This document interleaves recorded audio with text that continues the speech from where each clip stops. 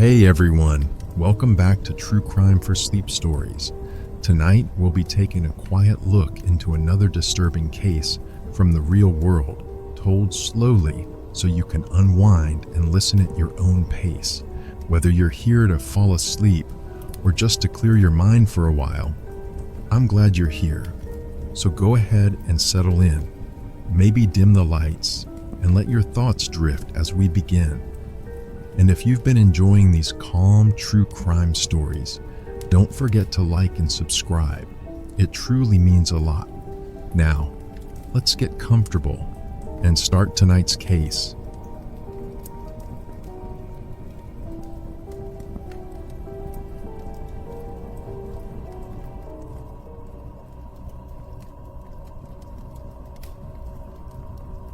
My name is John Fox, and I'm Margaret's father.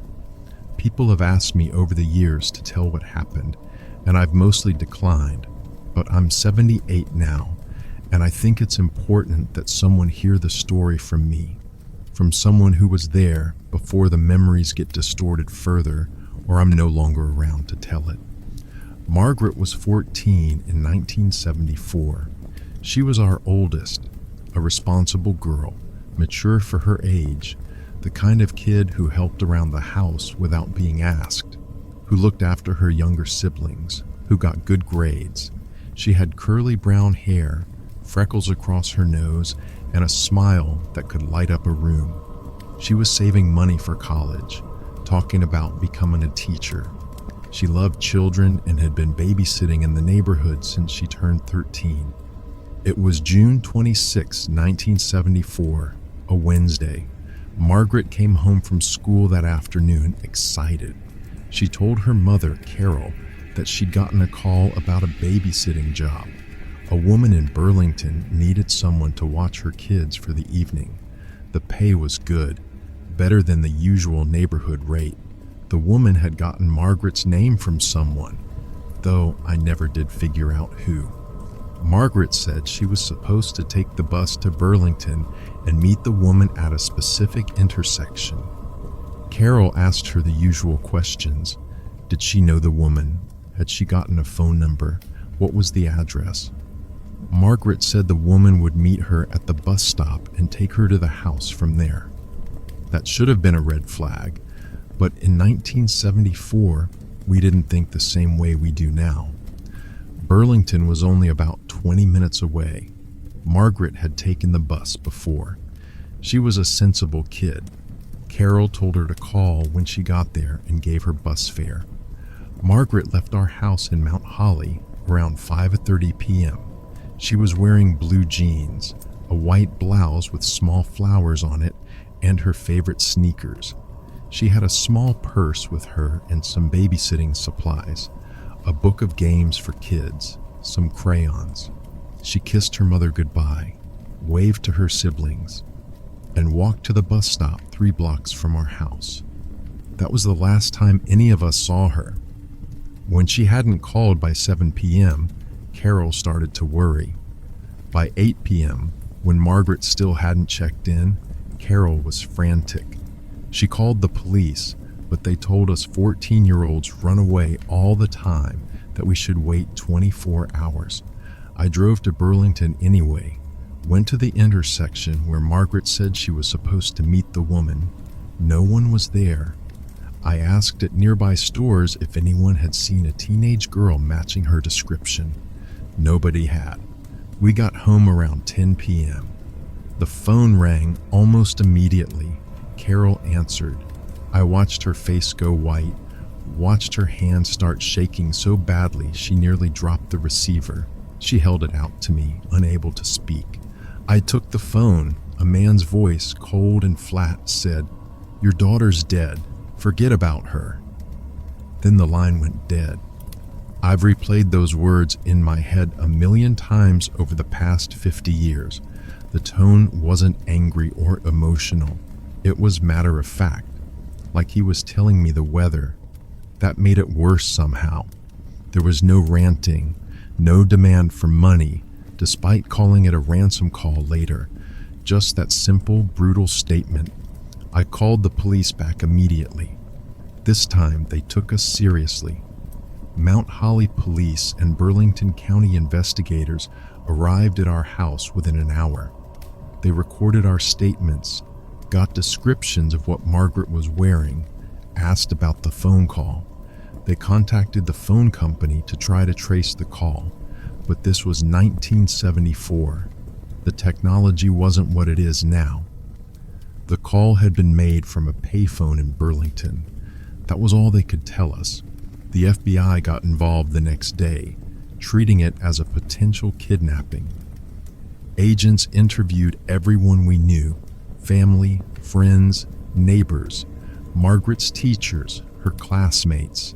They showed her photo around Burlington, asking if anyone had seen her get off the bus or meet someone. A bus driver remembered a girl matching her description getting off at the Burlington stop around 6:15 p.m., but he didn't see where she went after that. The investigation consumed our lives.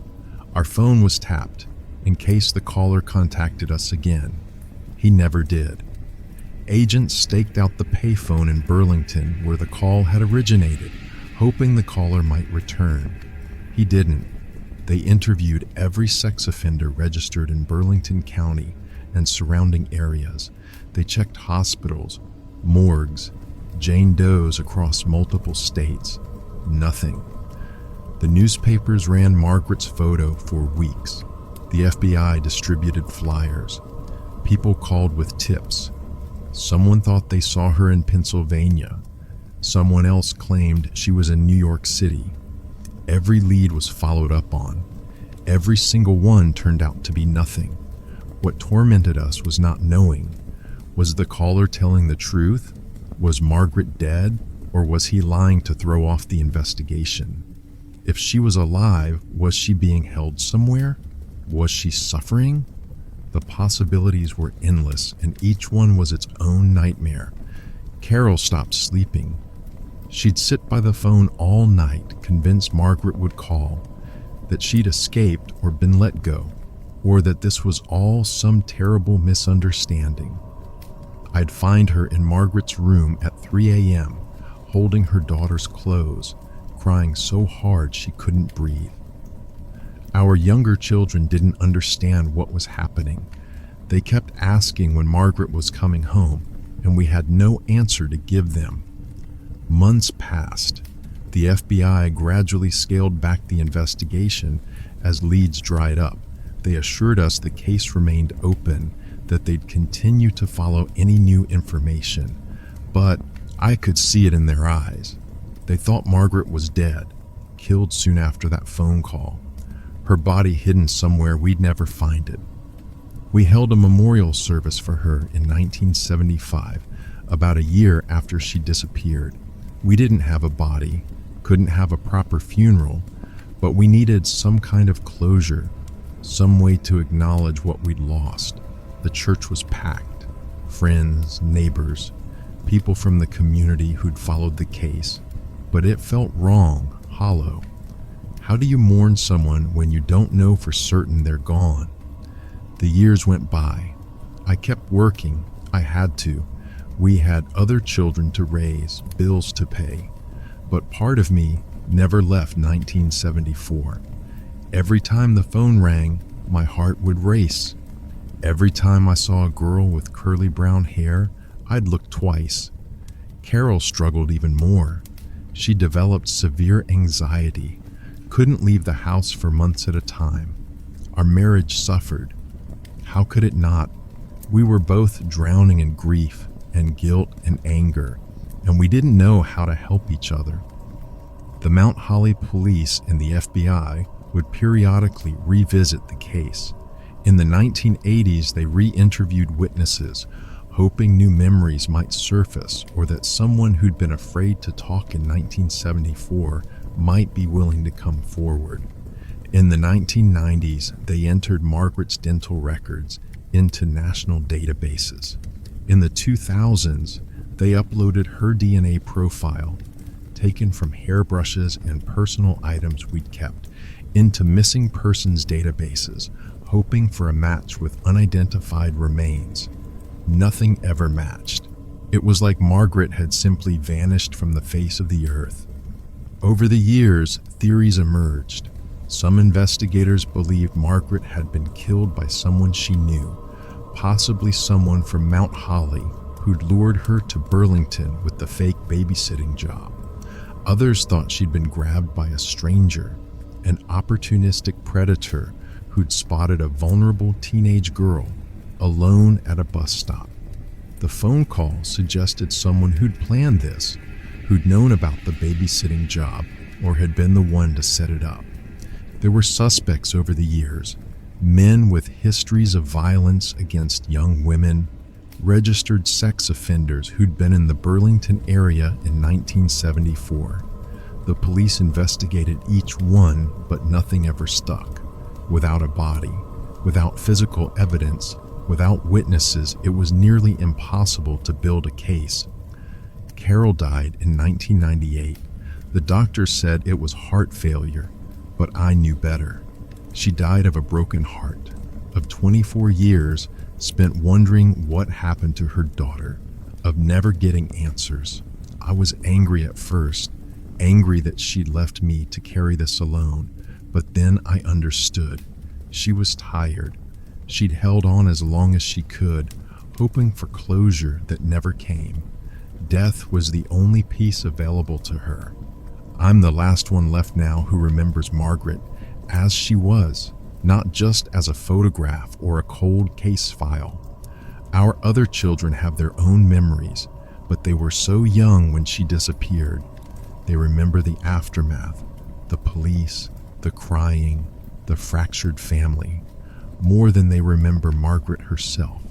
I still live in Mount Holly, in a different house than the one we lived in when Margaret disappeared. I couldn't stay there. Too many memories, too much pain. But I stayed in town because I always believed, or wanted to believe, that Margaret might come back someday, that she'd somehow survived, that she'd been taken far away but would eventually find her way home, and I needed to be here when she did. That hasn't happened. I know, realistically, it won't. Margaret is gone. Whether she died that day in June 1974 or sometime after, whether she's buried in some unmarked location or her remains were never recovered, she's gone. The Margaret I knew, the 14-year-old girl who kissed her mother goodbye and went to what she thought was a babysitting job, has been gone for 50 years. The Mount Holly police still have the case file. It's been digitized now, entered into modern databases. The FBI periodically reviews it, especially when they're working on other cold cases from the same era, looking for patterns or connections. Advancements in forensic genealogy have solved some cases similar to Margaret's, identifying remains that had been unidentified for decades, but so far, nothing has connected to her. What I want people to understand is that Margaret wasn't just a cold case, wasn't just a sad story in a true crime book. She was a real person. She had dreams and plans and a future that was stolen from her. She was a daughter and a sister and a friend. She mattered.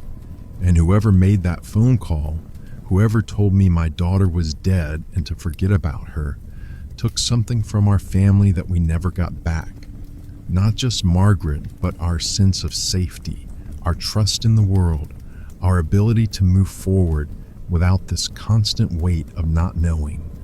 I don't expect to get answers before I die. I've made my peace with that as much as any parent can.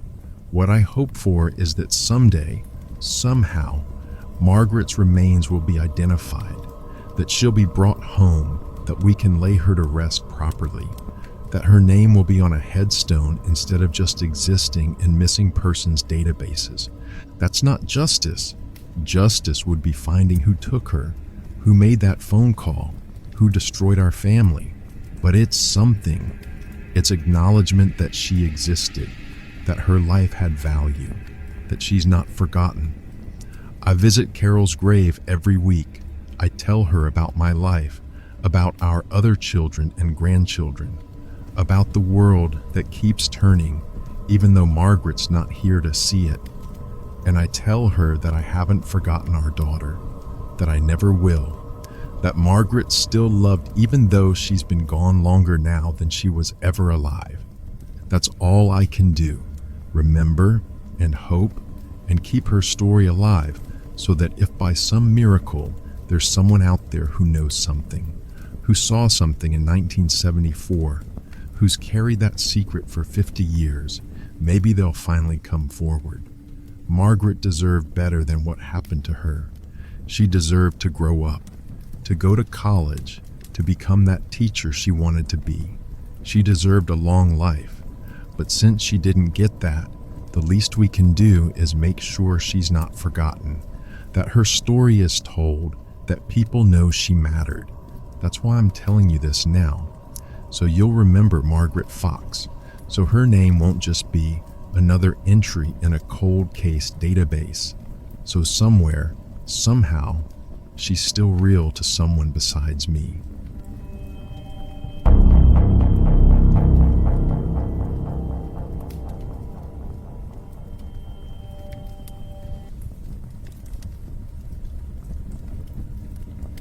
My name is Janet Kowalski, and I worked with Cynthia Anderson at Legal Aid of Northwestern Ohio in Toledo. I was 23 in 1981, working as a paralegal. Cynthia was our receptionist and secretary, 20 years old, bright, organized, with this infectious optimism that made even Mondays bearable. We weren't best friends, but we worked closely together, shared lunch breaks, talked about normal things, weekend plans, boyfriends, TV shows, our dreams for the future. I was the last person to see her before she disappeared. It was August 4th, 1981, a Tuesday. Summer in Toledo, hot and humid, the kind of weather where the air conditioning in our building could barely keep up. Our office was on the ground floor of a building on Cherry Street, just off downtown Toledo. It was a small operation, maybe a dozen employees total, mostly lawyers and support staff helping low-income clients with legal issues. That morning was completely normal. Cynthia arrived around 8:30 a.m., same as always. She was wearing a light blue dress, had her hair pulled back in a ponytail. She seemed in good spirits, maybe a bit tired. She mentioned she hadn't slept well. We made coffee together, talked about a movie she'd seen over the weekend. Nothing seemed off. Around 11:30 a.m., I had to go to the courthouse to file some documents. I remember passing Cynthia's desk on my way out. She was on the phone, taking notes, doing her job. She waved at me as I left. That was it. Just a casual wave, the kind of gesture you don't think about because you assume you'll see that person again in an hour. I got back to the office around 1:15 p.m. The first thing I noticed was that the front reception area was empty. Cynthia's desk was unattended. Phone ringing, nobody answering it. That was unusual. Cynthia was conscientious about her work. She wouldn't just abandon her post without telling someone. I walked around the office asking if anyone knew where she was. Nobody did. One of the attorneys said he'd tried to reach her around 12:30 p.m. to have her make some copies, but she wasn't at her desk then either. We all assumed she'd gone to lunch, but her purse was still in her desk drawer. Her car keys were there too. Her lunch, a sandwich she'd brought from home, was in the break room refrigerator, untouched. Her car was still in the parking lot. By 2 p.m., we were worried. This wasn't like Cynthia. Our office manager called her apartment, no answer. Called her parents. They hadn't heard from her. We waited another hour, hoping she'd walk through the door with some reasonable explanation. She never did. We called the Toledo police around 3 p.m. They took our information, but didn't seem overly concerned initially. A 20-year-old woman missing for a few hours didn't trigger immediate alarm. But we insisted something was wrong. Cynthia wouldn't leave without her purse, without her car, without telling anyone. The police sent an officer over. That's when we noticed the book. Cynthia had been reading a romance novel during her breaks, something she'd checked out from the library. It was sitting open on her desk, and the page it was turned to had a passage about a woman being abducted. I don't remember the exact words, but it was something about being taken against her will, being unable to scream or fight back. It sent chills down my spine. Was it coincidence? Had Cynthia been reading that passage when something happened? Or had someone else opened the book to that page deliberately as some kind of message? The police started asking questions. Had Cynthia mentioned any problems? Any threats? Any conflicts with anyone? That's when we remembered the phone calls. For about 2 weeks before she disappeared, Cynthia had been receiving strange calls at work. She'd mentioned them casually a few times. Someone would call, wouldn't identify themselves, would just breathe on the line, or make vague, unsettling comments. Nothing overtly threatening, but creepy enough that it bothered her. She'd started sounding anxious when she answered the phone, would tense up if it rang. She'd told our office manager about it, but we hadn't thought to report it to police. In 1981, weird phone calls were unfortunately common, especially for young women. We didn't realize how serious it might be. The police investigated thoroughly. They interviewed everyone in our office, everyone in the building, people in neighboring businesses. They checked with the building's maintenance staff, delivery people, anyone who might have been in the area around lunchtime. Several people had seen Cynthia at her desk that morning, but nobody remembered seeing her leave. Nobody remembered seeing anyone suspicious enter our office. The phone company tried to trace the anonymous calls Cynthia had received, but this was 1981. The technology was limited, and most of the calls had been made weeks earlier with no record kept. They couldn't identify where the calls had come from. Cynthia's parents were devastated. Her mother especially was beside herself with grief and confusion. Cynthia had been planning to visit them that weekend. She'd talked to her mother just the night before, a normal conversation about nothing important. There'd been no indication she was in danger, no hint she was planning to leave. The police looked at various theories. Was it an abduction by someone she knew? Cynthia had recently broken up with a boyfriend, but he had an alibi.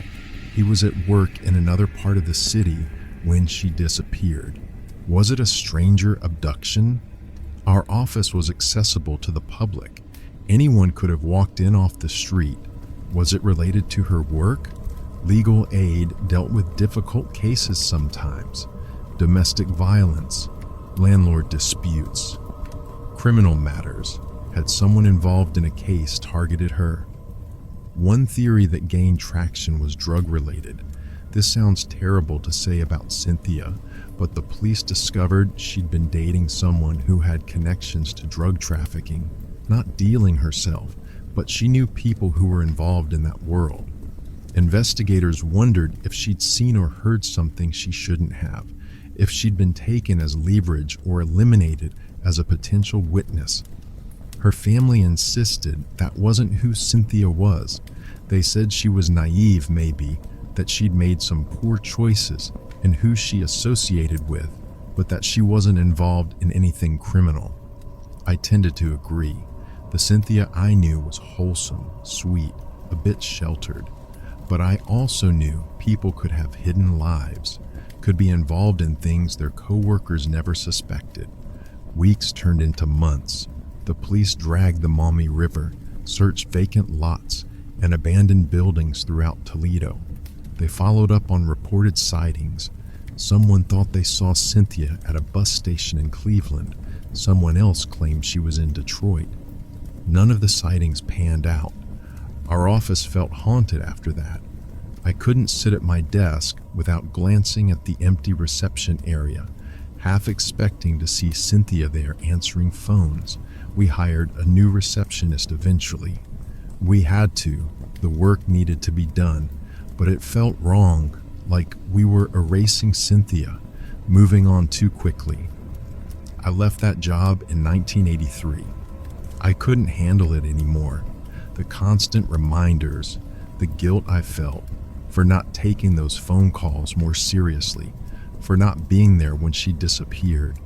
I moved to Columbus, started over, tried to put it behind me. But you don't forget something like that.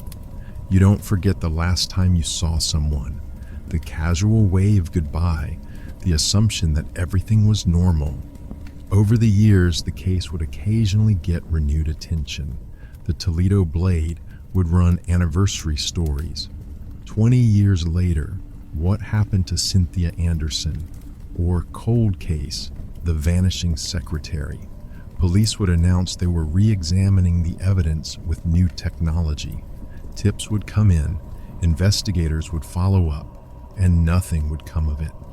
In the 2000s, DNA technology advanced enough that police started looking at cold cases with fresh eyes. They tried to find physical evidence from our office that might contain DNA, hair samples, anything that could be tested.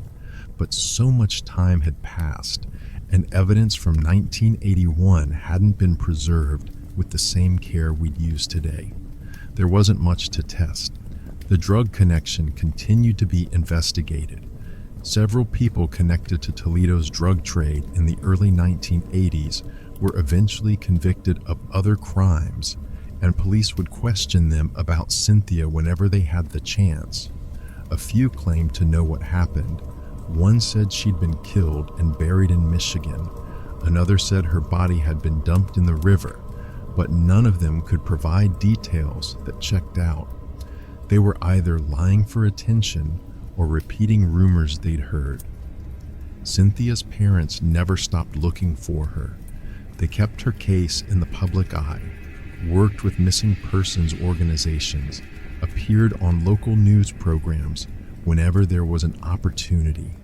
Her mother died in 2006 without ever knowing what happened to her daughter. Her father passed away in 2015. Both of them went to their graves with that terrible burden of not knowing. I'm retired now, living in Columbus with my husband. I'm 66 years old, and I still think about Cynthia Anderson regularly. I think about that Tuesday in August 1981, about how an ordinary day became extraordinary in the worst possible way. I think about how someone walked into our office or called Cynthia and convinced her to leave, and she was never seen again. The most likely explanation, the one that makes the most sense to me, is that someone had been stalking her. Those phone calls weren't random. They were targeted, deliberate, designed to frighten her.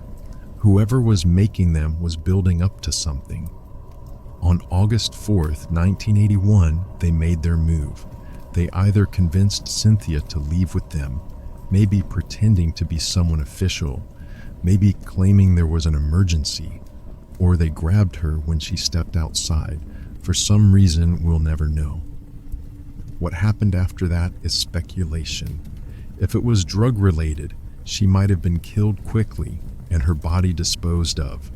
If it was a stalker or predator, she might have been held for a period before being murdered.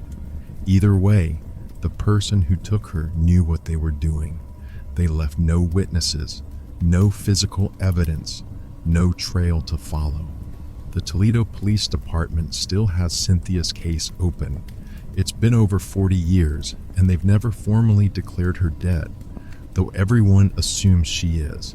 There's a certain comfort in that, the acknowledgement that her case matters, that she hasn't been forgotten, that if any new information emerges, someone will be there to follow up on it. What I've learned from this experience is that disappearances like Cynthia's are more common than people realize. Every year, thousands of people vanish without a trace. Some are runaways, some are victims of foul play, some walk away from their lives voluntarily. But many, like Cynthia, simply vanish under circumstances that make no sense, leaving families and friends with nothing but questions. I joined a support group in the 1990s for people affected by unsolved cases. It helped to talk to others who understood what it was like to live with that particular kind of loss, the not knowing, the guilt, the helplessness. Some of the people in that group eventually got answers, got closure. Others, like me, had to learn to live without it. What I tell people now when they ask about Cynthia is that she was real. She wasn't just a cold case file or a mystery to be solved. She was a 20-year-old woman with a whole life ahead of her.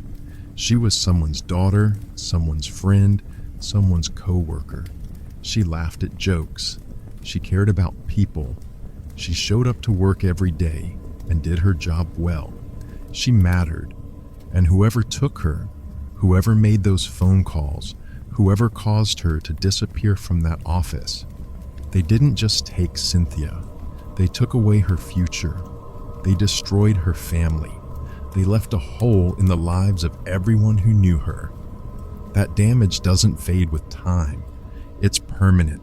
I hope someday we'll know what happened. I hope someone will come forward with information, or investigators will find evidence that finally explains where Cynthia went.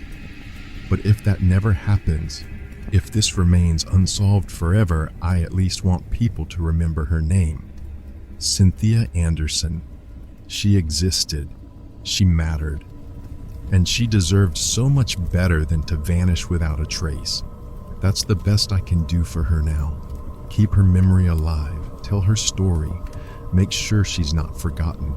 It's not justice, it's not closure, but it's something. And after 43 years, I'll take whatever I can get.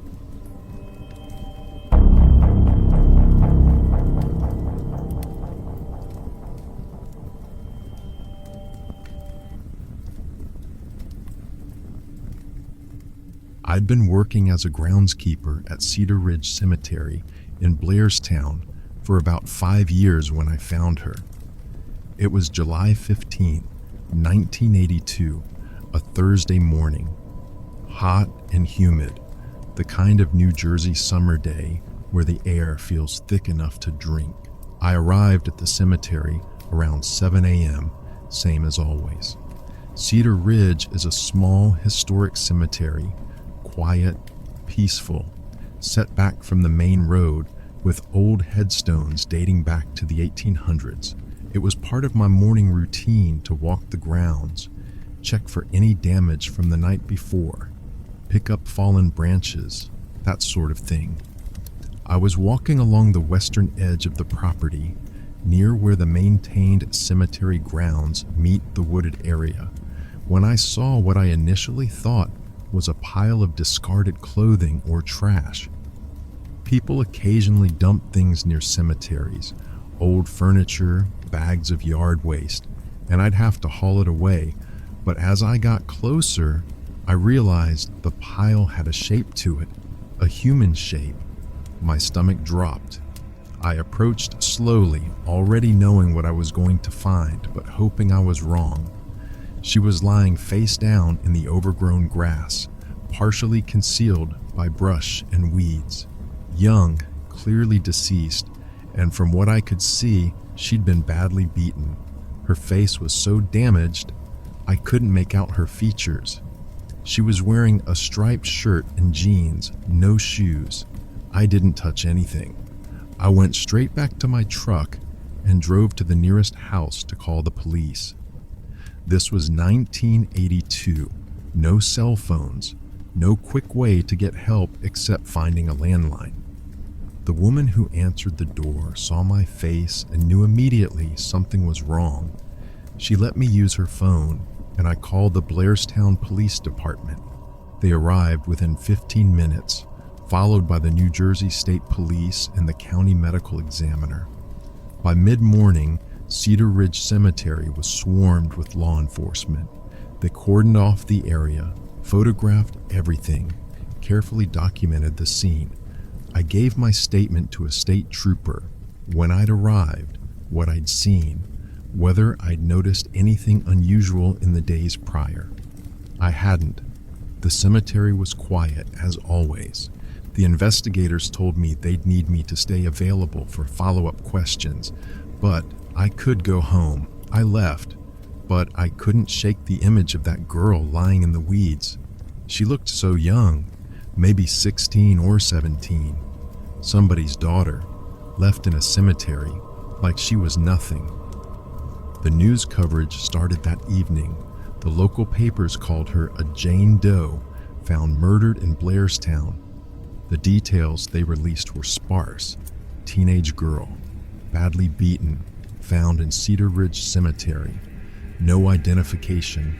The state police were asking anyone with information to come forward. I followed the case closely over the following weeks and months. The autopsy revealed she'd died from blunt force trauma to the head.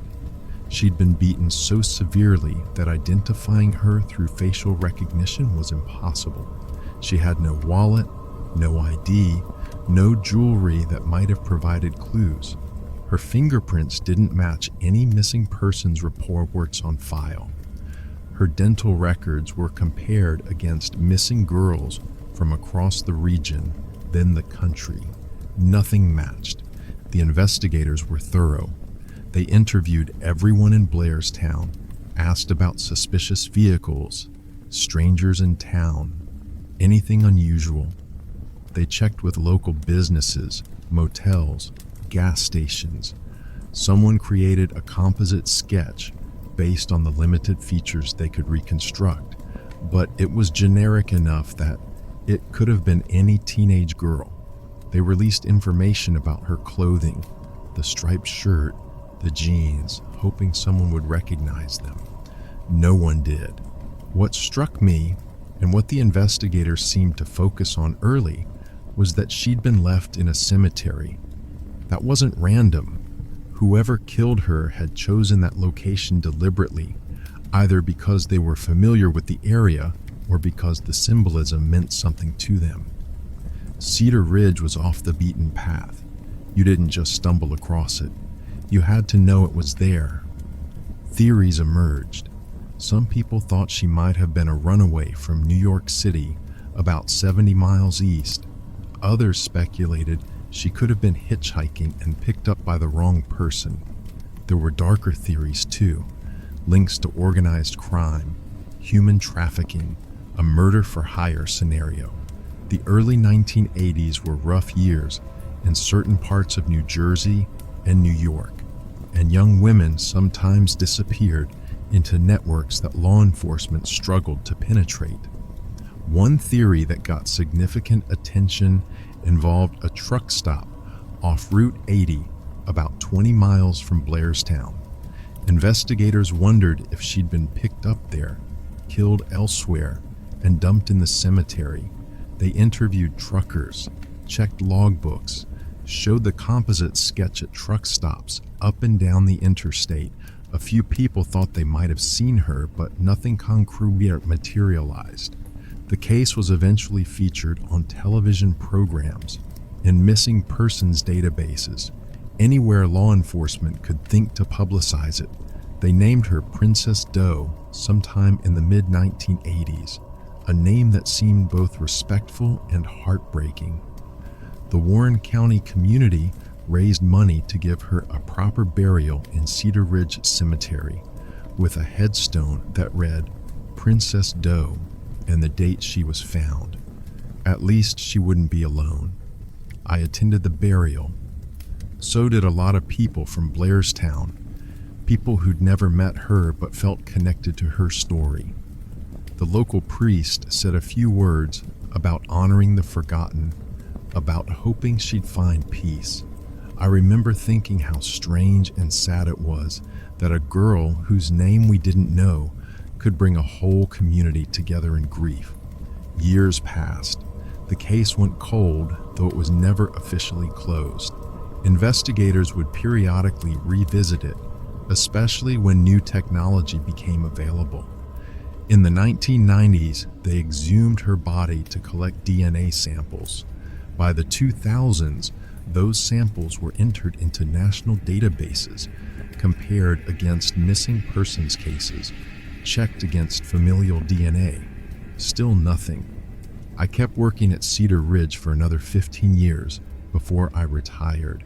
I tended her grave the same way I tended all the others, keeping the grass trimmed, making sure the headstone stayed clean, leaving flowers on the anniversary of when I found her. Other people left things too: stuffed animals, notes, tokens of remembrance.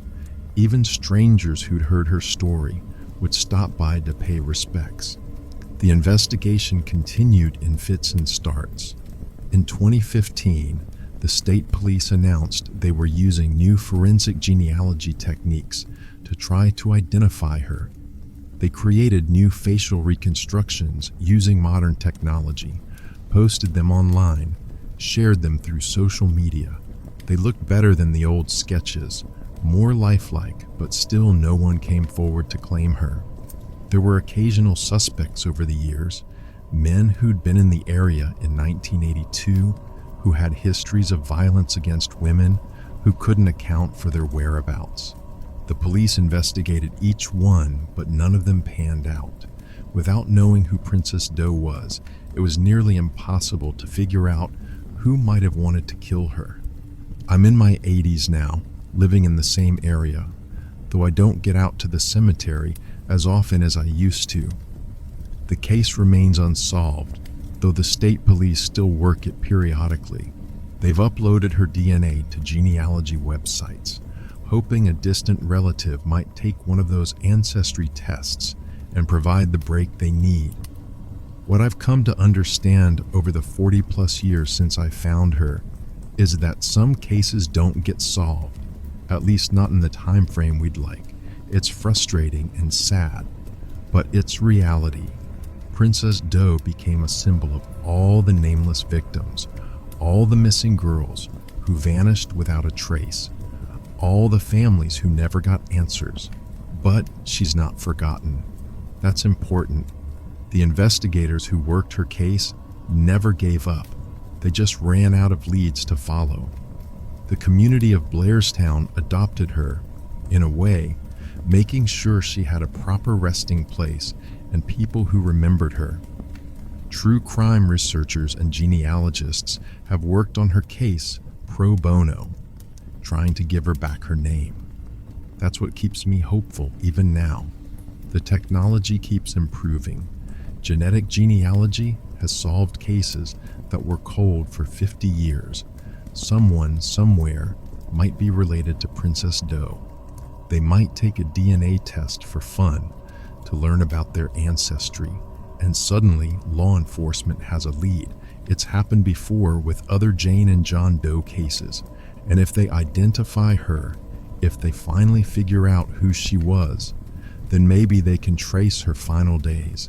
Maybe they can figure out who she was with, who might have wanted to hurt her, who left her in that cemetery. Maybe her killer is long dead, or maybe he's still out there, never thinking his crime would catch up to him decades later. I'd like to know her real name before I die. I'd like to know if she had a family who missed her, if she was running away from something or towards something. What brought her to Blairstown that summer? I'd like to know if she was scared at the end, or if it happened too quickly for her to realize what was coming.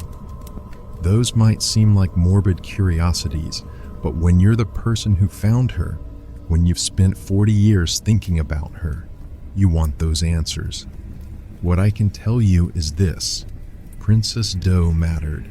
She was a real person with a real life, even though we don't know the details of it. Someone loved her, even if they never knew what happened to her.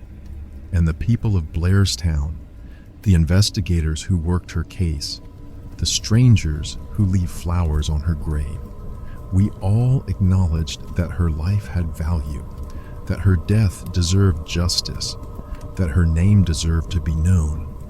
That's not the same as solving the case. It's not the same as catching her killer, but it's something. It's the refusal to let her be forgotten, the commitment to keep trying, the hope that someday, maybe not today, maybe not this year, but someday, we'll finally know who she was. Until then, she rests in Cedar Ridge Cemetery, in a place I know is well tended and cared for. She's not alone. She never was really, even in death. That's a small comfort, but after all these years, I'll take whatever comfort I can find.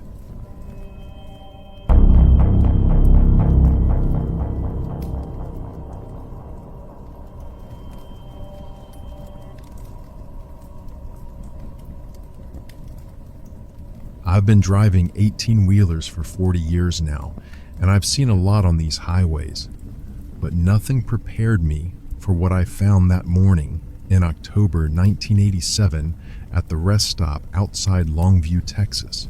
It was around 6:30 a.m., just after sunrise. I'd been driving through the night from Shreveport, heading west on I-20 with a load of electronics bound for Dallas. My logbook said I needed a break, and that rest stop was perfectly timed, far enough from Longview proper to be quiet, but maintained well enough that you felt safe pulling in. Or so I thought. The parking area wasn't crowded. A few cars, maybe 2 other semis parked in the truck section. I pulled into my spot, did my walk-around inspection, and headed toward the restroom facilities. That's when I noticed the car. It was a brown Chevy Citation, parked slightly crooked in one of the spaces near the vending machines. Nothing about it screamed emergency at first glance, just another vehicle at a rest stop. But something felt off. The windows were fogged up despite the mild temperature, and it had clearly been sitting there a while. The morning dew on the hood had dried in patches, but the windows were still condensated. That usually means someone's been inside recently, breathing, keeping the interior warm and humid. I walked past it toward the restrooms, but the feeling nagged at me. I've learned to trust my gut over the years. It's kept me out of trouble more than once. On my way back, I detoured closer to the Citation. That's when I saw her. A woman was slumped in the driver's seat, her head tilted at an unnatural angle against the window. At first, I thought maybe she'd had a medical emergency, a heart attack, a diabetic episode, something. I knocked on the window. No response.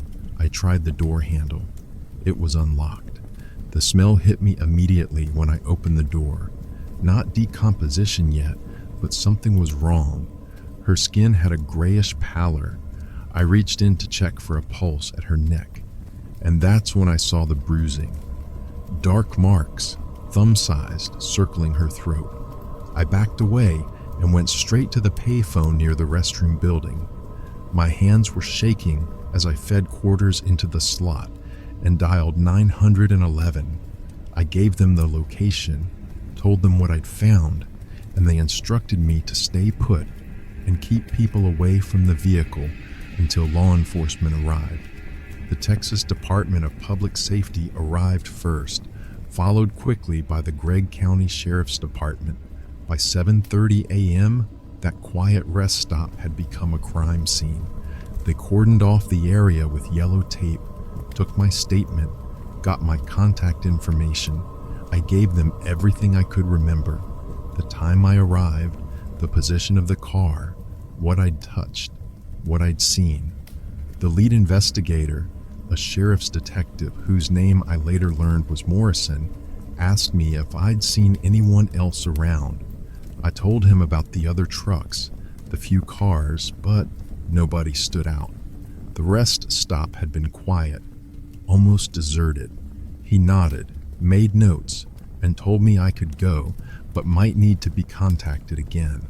I learned her name from the news that evening: Donna Gonsulin. She was 29 years old, from Port Arthur. She'd been driving through the area, and investigators believed she'd stopped at the rest stop sometime the previous evening. She'd been strangled. Manual strangulation, the news said, meaning someone used their hands. There was no sign of forced entry, no sign of a struggle outside the vehicle. Her purse was still in the car, money and credit cards intact. This wasn't a robbery. The news reports mentioned that the DPS was interviewing other truckers and travelers who'd stopped there the previous night. They'd found a couple of witnesses who remembered seeing a man near the vending machines around 9 or 10 p.m. Average height, dark hair, wearing jeans and a light-colored jacket. He'd been loitering, smoking cigarettes, watching the parking lot, but nobody got a close look at his face. Nobody saw him approach Donna's car, and by morning, he was gone. A sketch came out a week later. I saw it posted at truck stops up and down I-20. Generic-looking guy, could have been any of 10,000 men driving through East Texas that week. The sketch showed a white male, maybe 30 to 40 years old, with short dark hair and an average build, the kind of face that doesn't stick in your memory. I followed the case as best I could over the next few months. I'd stop at that rest stop periodically. It was on my regular route, and I'd think about Donna every time. The DPS interviewed dozens of people. They checked rest stop logs, talked to truckers at way stations, followed up on tips from across the state. But nothing broke the case open. What haunted me, what still haunts me, is how brazen it was. This wasn't some isolated rural area. It was a rest stop on a major interstate with lights, with other people around. Someone approached Donna's car, somehow got inside without breaking anything, and strangled her. Did she know him? Did he pose as someone needing help? Was she asleep in her car when he opened the door? The unlocked door suggested she might have felt safe enough not to lock it, or maybe she'd just stopped for a moment and hadn't secured the vehicle yet. I talked to other drivers about it over the CB radio and at truck stops. Turned out Donna wasn't the first. There'd been other murders at rest stops along Texas highways in the mid-'80s. Women traveling alone, found strangled or stabbed in their vehicles. Some people thought it was a serial killer working the interstate system, using rest stops as hunting grounds. Others figured it was multiple killers, taking advantage of the same vulnerable situation. Women alone, isolated locations, transient populations that made witnesses scarce. The Texas DPS started increasing patrols at rest stops after Donna's murder. They installed better lighting, added emergency call boxes, posted warnings advising travelers, especially women traveling alone, to stay alert, keep doors locked, and park in well-lit areas near other vehicles. Some rest stops got security cameras, though that technology was still pretty basic in the late 80s. I changed my own habits too, started paying more attention to who was around, noting suspicious behavior. A few times over the years, I called in reports about men loitering at rest stops with no apparent vehicle, just watching. Probably most of them were harmless, homeless folks, hitchhikers waiting for a ride. But after Donna, I figured better safe than sorry. The case never got solved. I checked periodically with law enforcement contacts I'd made over the years, even called the Gregg County Sheriff's Department once in the mid-90s to ask if there were any developments. The detective I spoke with said it was still an open investigation, but they had no active leads. DNA technology was improving by then, but I don't know if they had any viable samples to test from Donna's case. By the 2000s, rest stop murders had declined significantly, probably due to better security measures, increased patrols, and cell phones, making it easier for people to call for help. But Donna's case remained in that terrible category, unsolved but not forgotten. I'm in my 70s now, semi-retired. I still do local runs occasionally, but the long hauls are behind me. I don't drive I-20 through Longview much anymore, but when I do, I think about that October morning. I think about Donna Gonsolin, who was just passing through, who stopped at what should have been a safe place and who never made it home. I think about her family too. I never met them, but I've thought over the years about what it must be like, knowing your daughter or sister was killed by a stranger at a rest stop, and the person who did it was never caught. No trial, no conviction, no answers. Just an open wound that never quite heals. The investigator, Detective Morrison, died about 10 years ago. I saw his obituary in the Longview paper. It mentioned he'd been with the sheriff's department for 30 years and had worked hundreds of cases. I wondered if Donna's case had stayed with him the way it stayed with me. One of those investigations where you do everything right, follow every lead, and still come up empty. The rest stop is still there. They've renovated it since 1987. New buildings, better lighting, security cameras everywhere. It's probably one of the safer places you could stop now, but I still park in the truck section, still pay attention to who's around, still make sure I'm aware of my surroundings. And every time I pass through, I remember the young woman in the brown citation who didn't get to finish her journey. I remember that I was probably one of the last people to see her, even though she was already gone. I remember that somewhere out there, someone knows what happened to Donna Gonsolin, either because they did it or because they saw something and never came forward. That's the hard truth about unsolved cases. They don't wrap up neatly. There's no dramatic arrest, no courtroom justice, no closure. There's just the knowledge that someone got away with murder, and the hope, probably futile after all these years, that somehow, someday, the truth will come out. I did my part. I called 911. I gave my statement. I stayed alert on the highways afterward. It wasn't enough to solve the case, but it was what I could do. Sometimes that's all any of us can offer. To be witnesses, to pay attention, to care enough to remember a stranger's name decades later. Donna deserved better than what happened to her that night, but at least she's not forgotten. That's something, even if it's not justice.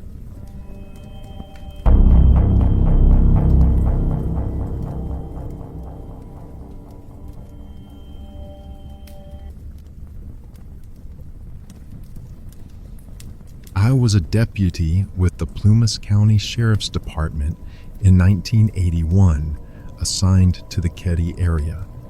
It was a small, quiet jurisdiction in the Sierra Nevada mountains, mostly tourist cabins, ski traffic in winter, hikers in summer. We dealt with the occasional drunk and disorderly, some petty theft, domestic disputes. Nothing prepared any of us for what happened at Cabin 28 on April 11, 1981. I got the call around 8 a.m. on April 12th. A young boy, maybe 12 or 13, had shown up at a neighbor's cabin saying something was wrong at his house, that there was blood everywhere, that his mother and brother wouldn't wake up. The neighbor called us immediately. I was the second officer on scene, arriving maybe 10 minutes after our first responder. Cabin 28 was part of the Keddie Resort, a collection of small rental cabins that had seen better days. The resort had been a bustling place in the 1960s, but had declined over the years. By 1981, it mostly housed families on the lower end of the economic spectrum, people just scraping by, trying to make ends meet. When I walked into that cabin, I understood immediately why the boy had run. The living room was a slaughterhouse. 3 bodies, a woman and 2 teenagers, 1 male and 1 female. They'd been bound with electrical cord and medical tape. They'd been beaten, stabbed, strangled. The amount of violence was overwhelming. Multiple weapons had been used: a hammer, knives, what looked like a kitchen tool. Blood was everywhere, on the walls, the furniture, the floor. The rage involved was beyond anything I'd seen in 15 years of law enforcement. The woman was Sue Sharp, 36 years old. She'd been renting cabin 28 with her 5 children after separating from her husband. The male teenager was her son, John, 15. The female teenager wasn't one of Sue's children. She was Dana Wingate, also 15, a friend of John's who'd been staying over. All 3 had been killed with extreme brutality. What made it even more horrific was that Sue's 3 younger children had been in the cabin during the murders. 2 of them, Ricky, age 10, and Greg, 12, had been sleeping in an adjacent bedroom. They'd slept through the entire attack, or at least that's what they initially told us. Sue's youngest daughter, Tina, 12 years old, was missing. Her bed was empty, her belongings were there, but she was gone. The surviving boys were traumatized, but physically unharmed. Greg was the one who discovered the bodies that morning and run for help. We took the boys to the sheriff's office, brought in counselors, tried to interview them as gently as possible. Their accounts were confused and fragmentary. They'd heard noises during the night, but thought it was just their older brother and his friend being loud. They didn't realize what had happened until morning. The crime scene was chaotic. We called in the California Department of Justice, brought in evidence technicians, photographed everything. But Ketty was a small department, and we weren't equipped for something of this magnitude. Looking back, I think we made mistakes from the beginning. Contamination of the scene, failure to properly secure all the evidence, too many people trampling through before we fully understood what we were dealing with. We found multiple weapons at the scene: a claw hammer with blood and hair on it, 2 knives, pieces of electrical cord used as bindings. There were also signs that the killers, and we were certain there was more than one given the level of violence and control needed, had spent time at the scene. They'd smoked cigarettes. They'd moved things around. This wasn't a quick in and out. They'd taken their time. The immediate theory was that this was personal. The level of rage suggested the killers knew the victims, particularly Sue. We started looking at her estranged husband, at boyfriends, at anyone who might have had a grudge. We interviewed everyone at the Ketty Resort, all the neighbors in the surrounding cabins. Several people reported hearing sounds during the night, screams, loud thumps, but no one had called the police. Some thought it was just a loud party or a domestic argument. One person said they'd seen a light on in cabin 28 late into the night. Within days, suspicion fell on 2 local men, Marty Smart and his friend John Bo Boubet. Smart lived in cabin 26, just 2 doors down from the Sharps, with his wife Marilyn and their children. Boubet was staying with them temporarily. Both men had histories of violence and instability. Smart had been heard making threatening comments about Sue Sharp in the weeks before the murders. Witnesses reported seeing Smart and Boubet acting strangely the day after the murders, nervous, jumpy, leaving town suddenly. We brought them in for questioning. Smart was evasive, gave inconsistent answers about his whereabouts that night. Boubet was hostile and uncooperative, but we didn't have enough physical evidence to hold them. No murder weapon was definitively linked to them. No witnesses could place them inside cabin 28 that night. And critically, we still didn't know what happened to Tina Sharp. The search for Tina consumed our department for weeks. We combed the surrounding forest, dragged nearby lakes and streams, interviewed everyone who might have seen her. Was she a victim who'd been taken somewhere else? Was she a witness who'd run and was hiding? Had she been kidnapped?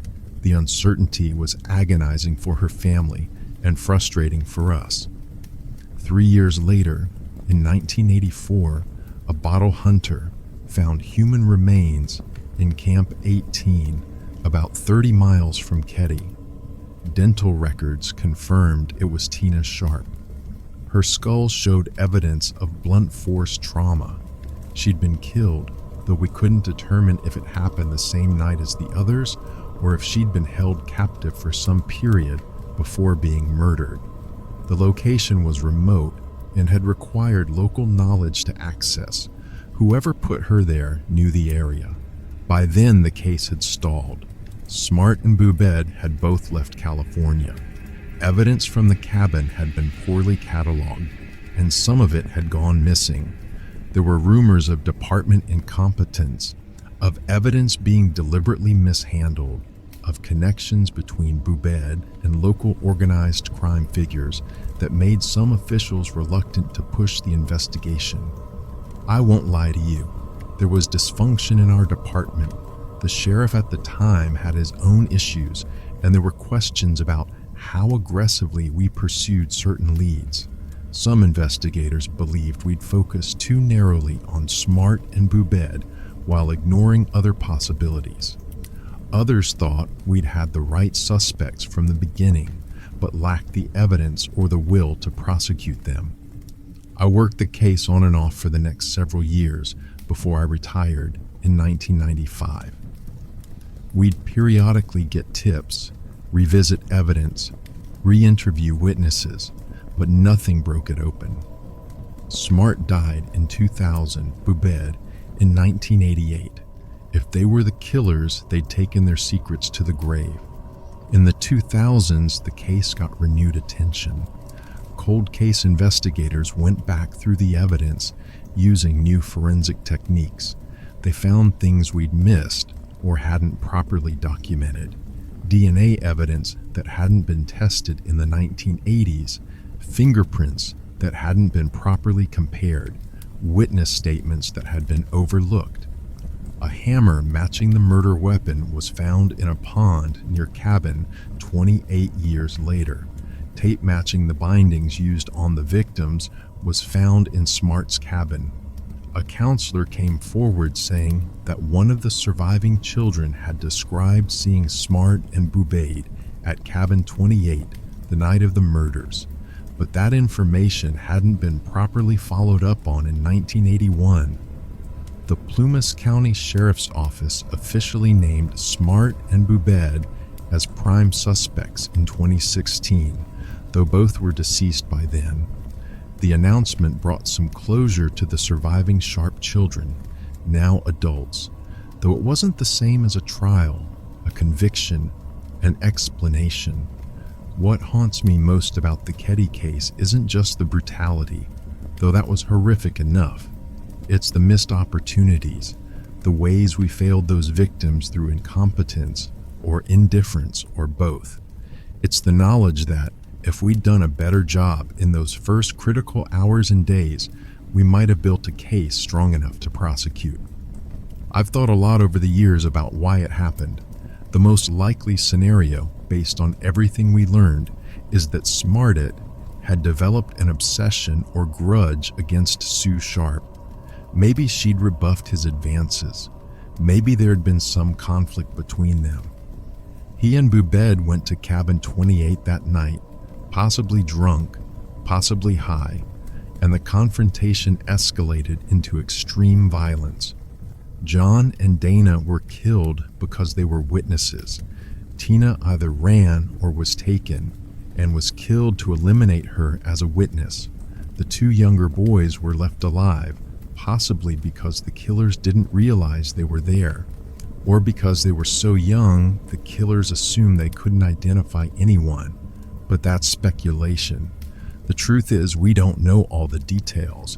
We know who probably did it, but we'll never have a full confession, a trial, a complete accounting of what happened in those terrible hours. I'm in my 70s now, long retired, I still live in Plumas County, though I avoid driving past Ketty when I can. The resort was torn down years ago, all the cabins demolished, the land cleared. There's a memorial marker where Cabin 28 once stood, placed by the Sharp family and community members who wanted to ensure the victims weren't forgotten. I've met with members of the Sharp family over the years, the surviving children, now middle-aged, who've spent their lives dealing with the trauma of that night. They've shown remarkable resilience. They've built lives, raised families, found ways to move forward despite carrying unimaginable grief and loss. What I tell people who ask about the case is this: the Ketty murders represent everything that can go wrong in a criminal investigation. We had viable suspects early on. We had physical evidence. We had witness testimony. But we fumbled it through a combination of inexperience, inadequate resources, and possibly corruption or interference. By the time we understood what we should have done differently, too much time had passed.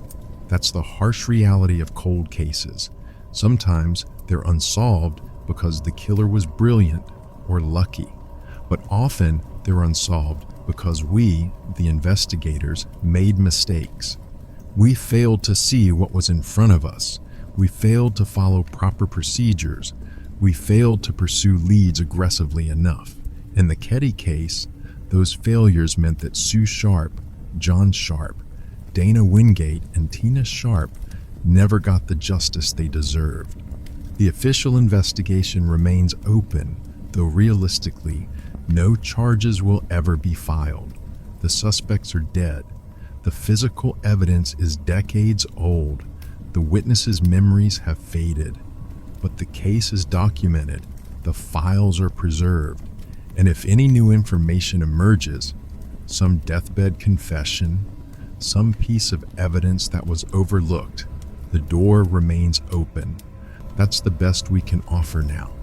The promise that we haven't forgotten, that the case isn't closed, that Sue and John and Dana and Tina still matter. It's not justice, not really, but it's all we have left to give.